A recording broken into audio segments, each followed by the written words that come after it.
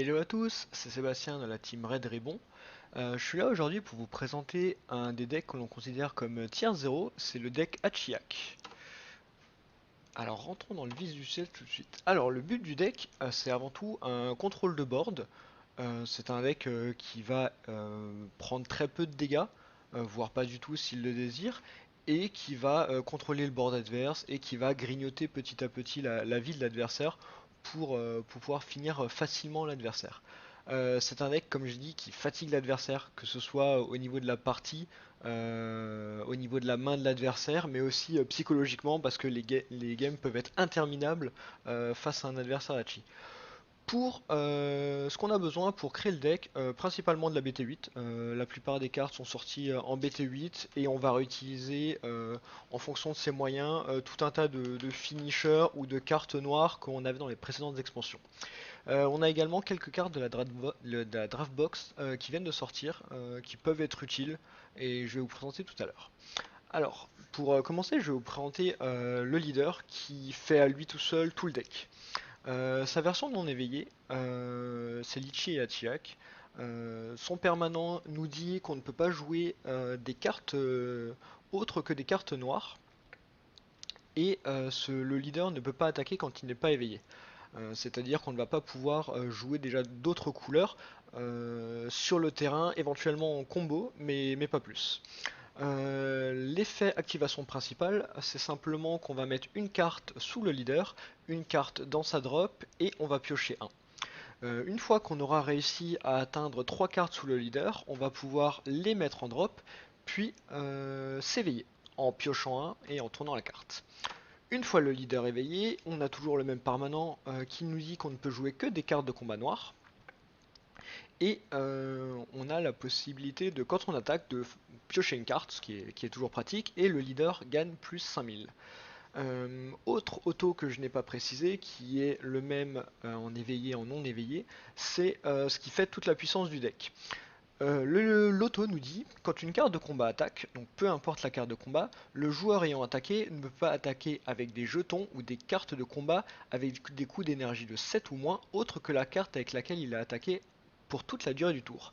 Ce qui veut dire que, par exemple, je vais attaquer avec une carte à 3 d'énergie, je ne vais pouvoir attaquer pendant ce tour-ci que avec cette carte, ou alors des cartes d'un coup de 8 ou plus. L'effet est valable pour les deux joueurs, donc c'est-à-dire que un joueur qui joue contre Hachi va se dire bah tiens je vais avoir une seule attaque éventuellement d'une carte et le joueur ne va pas pouvoir me sortir d'autres attaques à part celle du leader parce que on n'a pas énormément de cartes avec un coût de 8 ou plus. Et réciproquement, le joueur Hachi va pouvoir se rendre relativement safe par la plupart des decks en se disant que un adversaire qui attaque avec une carte de battle, à part si elle a réplique ou s'il peut la redresser, ne pourra pas attaquer avec énormément d'autres battles, étant donné que les battles avec un coût de 8 ou plus, il n'y en a pas énormément non plus dans le jeu. Du coup, notre plan de jeu, dans Mugan, on va chercher principalement tous les drop 1 qu'on va avoir dans le deck, qui vont être des cartes qui vont nous faire piocher principalement. On va pouvoir également garder tout ce qui est finisher si on a peur de ne pas les avoir plus tard. Je vais vous présenter après les différentes cartes. Et après, notre plan de jeu, il est relativement simple. Pendant les premiers tours, drop 1, drop 2, on va principalement jouer des petites cartes qui vont nous faire piocher et des bloqueurs. Et après, pendant les prochains tours, toujours plus de bloqueurs. Et au fur et à mesure, donc à partir du tour 4, 5, 6, 7, 8, on va pouvoir commencer à mettre en jeu des cartes un peu plus lourdes qui vont pouvoir attaquer beaucoup plus souvent l'adversaire et grignoter petit à petit la main et la vie de l'adversaire. Les points forts du deck.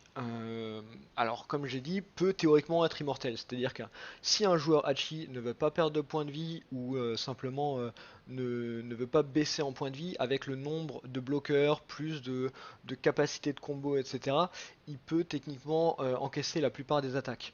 Un tour de Hachi, par exemple, tour 4, il peut facilement passer deux trois bloqueurs très facilement.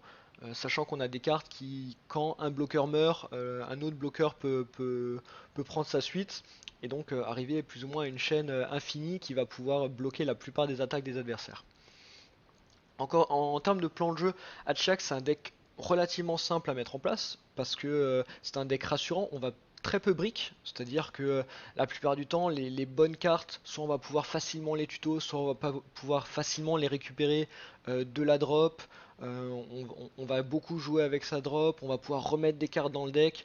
Du coup, c'est un deck qui craint pas du tout tout ce qui est Janemba. On ne mourra jamais à la meule. Au contraire, si vraiment on veut s'amuser, on est capable de faire meuler un Janemba euh, beaucoup plus que nous on est capable de meuler, étant donné que Hachiak a des capacités de remettre des cartes dans le deck. Et puis, le deck il est quand même relativement facile à prendre en main.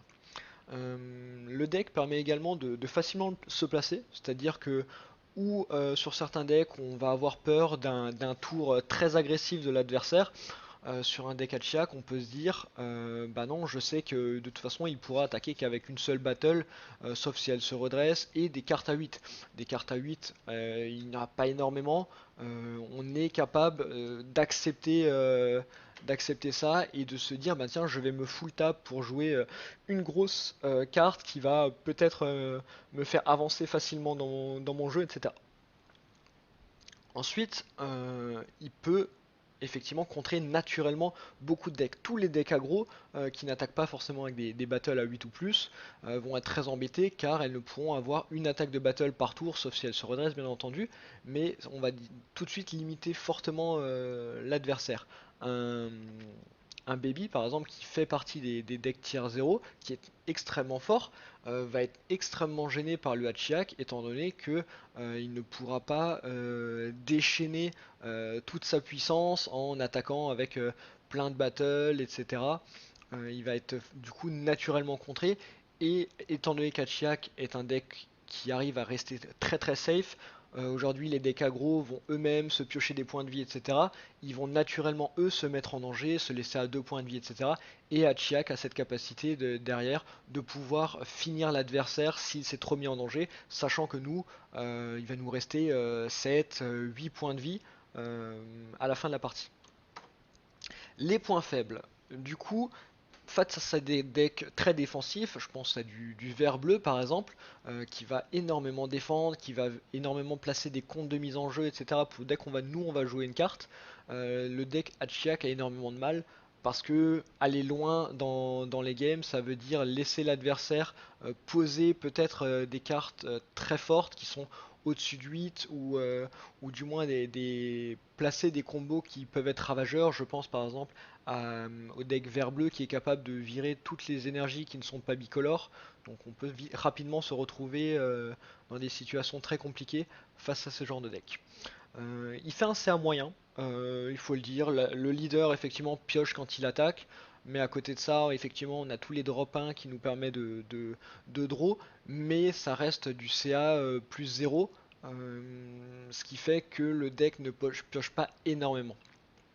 On ne peut pas également on peut pas s'éveiller tour 3. Alors c'est un point faible qui nous dit en fait surtout qu'on ne peut pas attaquer avant le tour 3, mais comme dit en général les tours sont relativement safe étant donné qu'on a énormément de bloqueurs sur le terrain. On joue obligatoirement des cartes de combat noires, donc c'est un peu gênant étant donné qu'on n'a pas toujours les réponses en noir, même si aujourd'hui on arrive à s'en sortir avec tous les silver bullets qui sont systématiquement des couleurs noires. Le deck est également très prévisible, les listes se ressemblent relativement, ce qui va, en tout cas les grosses menaces du deck pour l'adversaire sont systématiquement les mêmes, et du coup l'adversaire peut s'y préparer, peut l'anticiper, etc. Pas de game 3, c'est-à-dire que une game de Chiak peut être très longue. Le plan de jeu de beaucoup de joueurs à Chiak, ça va être de 1-0 les adversaires. Game 1, on la gagne, dans la douleur, mais on la gagne. Game 2, si le joueur à Chiak ne veut pas la finir, il fera en sorte qu'elle ne se termine jamais et on ira au time. Donc, sauf si les deux joueurs jouent très rapidement, etc., on ira rarement pour finir une game 3. Les cartes clés du deck. Alors moi j'ai pas présenté des cartes en particulier, je vais présenter trois groupes de cartes. Premier groupe de cartes, ce sont les nouvelles cartes de la BT8 qui sont les guerriers fantômes. On va avoir plusieurs guerriers fantômes qui vont avoir tous plus ou moins le même activation principale pour les jouer. C'est-à-dire que Hop, je vais vous en présenter quelques-unes. Activation principale, on va dire on place 3 cartes de sa drop noires qui ont un coût entre 3 et 7 sous le deck et on va pouvoir gratuitement jouer ces cartes. Donc c'est très pratique parce que du coup on n'a pas besoin d'utiliser ces énergies pour placer des cartes de combat et ces cartes là ont des effets sympathiques qui nous disent au-delà de pouvoir donner une attaque gratuitement, on va pouvoir faire des activations principales qui vont souvent être de dire on sacrifie ces cartes là et on fait un effet. Si je vous remonte le couleur d'avant, lui c'est l'exception, c'est une activation battle, on va pouvoir mettre moins 10 000 à une carte adverse, ce qui peut toujours être pratique pour retirer des petites cartes. Le slug qui nous dit lui qu'on va pouvoir mettre en warp une carte adverse qui a un coût supérieur ou égal à ce nombre d'énergie, donc très pratique pour retirer des grosses menaces adverses. Le Thalès qui lui est un guerrier fantôme mais qui est plus là pour faire de l'aggro parce qu'il la réplique et son activation de combat lui permet de retirer une carte de notre main pour faire en sorte qu'il gagne 5000 pendant tout le tour. Donc c'est une version aggro on va dire d'Achiak même si Achiak ne sera jamais un deck très aggro étant donné que lui-même ne peut pas attaquer énormément. Le freezer qui permet de mettre une carte en inertie, en ignorant barrière, qui peut être pratique pour éliminer ou pour pouvoir au moins cibler une carte avec barrière qui peut être gênante.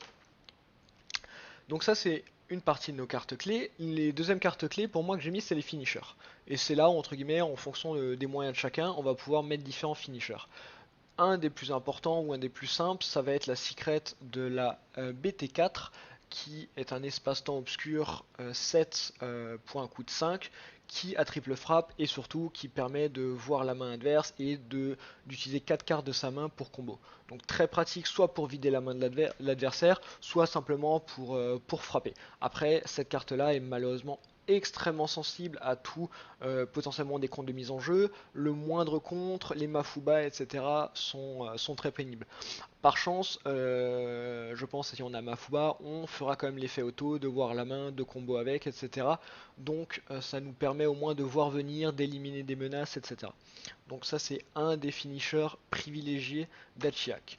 Deuxième finisher privilégié, c'est le Hachiak qui vient de la BT8, qui est un drop 5. Donc on se dit, bah tiens, la carte est de coût 5, ça veut dire que je ne peux pas attaquer avec les autres. Et non, parce qu'il a un permanent qui dit que cette carte a un coût de 8. Du coup, elle n'est pas affectée par l'auto d'Hachiak.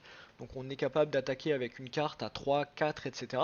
Et après d'enchaîner avec les attaques de ce Hachiak là qui a réplique 25 000, donc c'est un tapeur relativement honnête, et surtout son activation principale une fois par tour qui va nous intéresser, c'est de dire, un peu comme les effets des guerriers fantômes, c'est de mettre 3 cartes noires entre 3 et 7 sous le deck, et de pouvoir warp, si je me trompe pas, une battle adverse en ignorant barrière. Donc c'est très pratique pour ignorer les barrières, remove tout ce qui nous gêne sur le terrain. Donc carte très pratique très importante dans le deck qu'on va mettre en x4 systématiquement et qui peut être call pour 4 à l'aide d'un autre guerrier fantôme, d'un autre Hachiak, pardon. Et éventuellement on a encore le fou, celui-ci ou le fou de la gift de l'anniversary box qui permet de soit ici carrément d'ignorer l'ensemble des activations de l'adversaire pendant le tour, ou alors l'autre qui fait la même chose sauf qu'il devra se défausser dès qu'il voudra utiliser une capacité. Donc ça c'est très pratique sur des decks où on veut assurer la victoire, un deck vert-bleu où on se dit on ne veut pas de contre, on ne veut pas de Mafuba, etc. On empêche tout moyen de contrer, d'utiliser des super combos, etc. Et on va finir avec ça. Après, comme le démigra, attention, il faut avoir une drop et il faut la vider surtout, ce qui fait qu'une fois que la drop est vidée, attention, on ne pourra plus forcément remettre des cartes dans le deck, jouer des guerriers fantômes gratuitement, facilement, ramener des choses depuis sa drop, etc. Donc à utiliser avec précaution quand même euh, en cas d'échec de l'attaque. Et à côté de ça, forcément, dernier groupe de cartes, ce sont nos bloqueurs. Premier bloqueur, on va avoir le Litchi, petit drop 1, qui nous dit en auto que s'il est KO, on va pouvoir jouer un guerrier fantôme depuis sa main. Donc soit les guerriers fantômes qu'on a vus dans les 4 précédents, soit typiquement celui-ci, Litchi qui est un guerrier fantôme, qui est lui un bloqueur, qui quand il est placé quand il est mis en jeu, va faire meule 2, donc toujours pratique pour remplir sa drop, pouvoir y faire des choses, etc. Et autre avantage, c'est que ce bloqueur, une fois qu'il est KO, ou du moins qu'il est dans votre drop, vous pouvez le jouer depuis la drop pour 2. Donc c'est un bloqueur qui peut revenir tous les tours si vous en avez envie. Et vous pouvez en mettre autant que vous pouvez sur le terrain pour gêner l'adversaire. On a aussi ce petit bloqueur que j'aime beaucoup, petit bloqueur à 1 qui fait drop, qui fait piocher 1 dès qu'on va le jouer. Et une défense aussi qui peut être très intéressante, c'est le Deadly Defender Sangoku, qui est un tapeur 20 000 barrière, et une fois qu'il est engagé, votre adversaire ne pourra plus cibler votre leader et devra du coup se débarrasser d'abord de cette carte là avant de pouvoir réattaquer votre leader. Donc ce qui fait qu'un leader adverse qui est à 10 000 parce que nous finalement on le tape pas avant le tour 3, va avoir énormément de mal à enlever cette carte parce qu'elle a barrière, parce qu'il va falloir qu'il tape dessus, qu'il utilise des ressources, alors que nous on peut la protéger avec d'autres bloqueurs en combo, etc. Donc voilà un petit peu les 3 cartes principales qu'on va utiliser dans Hachiak. Je vais vous présenter du coup deux decklists que j'ai récupérées des derniers PPG Las Vegas si je me trompe pas. La première c'est une decklist de Russell Stelzer qui a utilisé lui l'engine Kid Goku parce que l'engine Kid Goku permet de rajouter beaucoup de CA. Ce sont des drop 1, ça ramène du CA, on peut facilement défendre beaucoup de choses. On le voit, le deck est rempli quand même de bloqueurs. On a 3 bloqueurs à des drop 1, on a le petit drop 1 ici aussi, 4 Dr. Litchi. Lui ne joue pas en main les Deadly Defender mais il les a en side. Et à côté de ça, on va avoir les tapeurs habituels, les Hachiak, la Demigra pour finir, éventuellement le Trunks très pratique pour récupérer une carte de sa drop, c'est-à-dire typiquement une Demigra, une Secret qui va dans notre drop, on veut la récupérer, c'est possible. À côté de ça, on a bon, les super combos relativement classiques. La planète, la Dark Planet, qui est un terrain qui nous dit qu'on peut aller chercher dans le deck n'importe quel guerrier fantôme. Très pratique aussi, qui nous permet de tuto les cartes qu'on a besoin à ce moment-là. Et moi aussi un combo que j'aime beaucoup, c'est le Shenron à 4, le drop 4 qui va nous dire vous piochez un et après vous faites un des 3 effets au choix. Les 3 effets dans Hachiak peuvent être très intéressants. Un effet relativement classique, c'est du coup c'est piocher un restand 2, donc toujours pratique si on veut garder des énergies, pouvoir jouer autre chose, etc. Un effet très pratique, c'est ramener une carte avec un cost de 2 ou moins à la vie depuis la drop. Très pratique, c'est-à-dire qu'on veut ramener, moi je privilégie par exemple le petit drop 1, c'est-à-dire que finalement pour 4, si on va le hardcast pendant le tour, on va pouvoir piocher un par l'effet du Shenron, un par l'effet du bloqueur et ramener un bloqueur sur le terrain. Une fois que le Shenron est en place, plus longtemps il va pouvoir rester, plus longtemps son effet sera rentabilisé et l'adversaire, une fois qu'il a laissé, on va dire, je sais pas, 2-3 tours, ce qui est énorme, une carte aussi importante dans notre deck, pour lui ça va être très compliqué parce qu'on va faire énormément de CA et on va pouvoir utiliser d'autres effets, c'est-à-dire ramener des bloqueurs à l'infini, ou dernier effet du Shenron qui est de donner plus 5000 et critique à une carte ou son leader, c'est-à-dire que on va pouvoir faire une frappe critique par tour avec notre Hitler à 25 000 critiques, donc très pratique. On va pouvoir par exemple donner 5000 à notre Deadly Defender, c'est-à-dire qu'on va frapper à 25 000 critiques avec le Deadly Defender qui est une cible toute choisie pour être notre entre guillemets unique attaque pendant le tour. Et c'est un deck qui fonctionne forcément très bien. Autre decklist, une decklist qui se rapproche un peu plus de ce que entre guillemets moi j'aime bien. C'est-à-dire c'est une decklist qui va être un peu plus toolbox. On va pouvoir plus s'adapter aux différents adversaires. Alors ici, vous le voyez, on a pas que du noir, on a une carte rouge, donc le Champa qui donne le double strike. Attention, cette carte ne peut être jouée dans un deck uniquement que si elle est gold, sinon c'est ridicule. On a eu de la chance d'avoir cette magnifique carte en version gold, profitons-en. Et à côté de ça, on a un deck qui ici est beaucoup plus orienté casser les énergies. Donc on le voit avec le Dende, qui, si l'adversaire speed charge, peut pour 2 casser une énergie au choix. Ce qui est très pratique parce qu'on va pouvoir le récupérer avec un Power Burst, on va pouvoir le ramener à la vie avec un Shenron. Alors ici, lui ne joue pas de Shenron, mais voilà, on peut imaginer des combos comme ça. Et à côté de ça, il a également le Saiyan qui va dire qu'une fois par tour, on va pouvoir casser une énergie de l'adversaire s'il a plus d'énergie que nous. Donc moi je suis un peu moins fan, mais effectivement je pense que cette decklist a été jouée parce que les decks bleu-vert sont un petit peu la frayeur d'Hachiyak parce que des cartes à très cher peuvent énormément gêner le Hachiyak et lui donner un match-up très défavorable. Et à côté de ça, il joue les packages classiques avec les Ghost Warriors qui va bien, les Hachiyak qui sont là pour finir, et des finisseurs, les fous, les démigras, etc. Donc vous voyez, l'ensemble des decklists ressemblent plus ou moins. Adaptez-la en fonction de ce que vous avez, de comment vous aimez jouer. Est-ce que vous aimez jouer un peu plus toolbox où vous allez avoir des cartes qui vont vous servir dans différents match-ups, qui vont vous faire piocher, etc. Ou fait pour contrer un type de deck qui vous fait vraiment peur. Typiquement, la plupart des decks baby, etc., ne nous font pas tellement peur.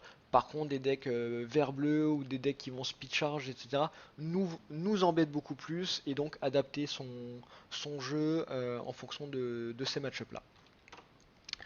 Qu'est-ce qui va nous intéresser encore maintenant? C'est comment contrer ce deck Hachiyak.